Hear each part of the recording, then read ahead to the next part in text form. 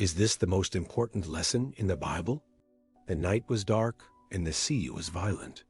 The disciples were exhausted, rowing against a storm that wouldn't let up.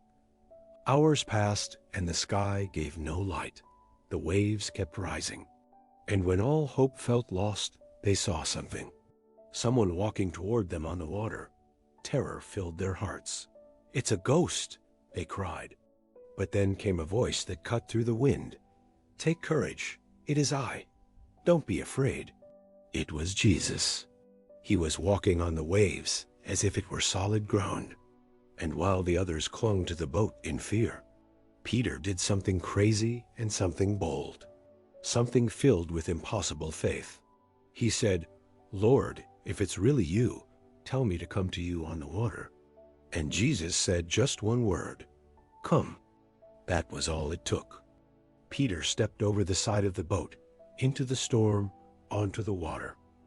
And to everyone's amazement, he didn't sink. He was walking on water. Step by step, eyes locked on Jesus, moving toward the impossible. The storm hadn't stopped. The waves were still high, but Peter walked anyway. Not because the sea was calm, but because his focus was fixed on the only one who had power over it. But then something changed. Peter looked down and became filled with fear. The moment he took his eyes off Jesus, he began to sink. Panic set in, and the water pulled at his feet.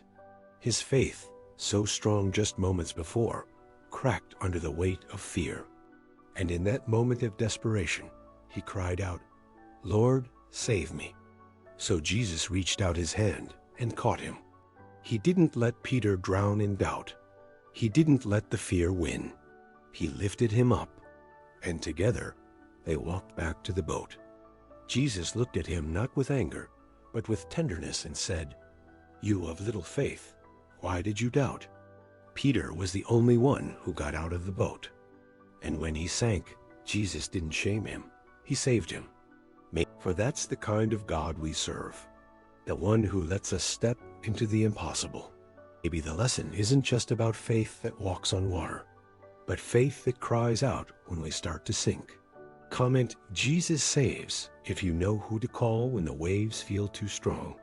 Because Jesus didn't reach for Peter after he proved himself. He reached out when Peter was drowning.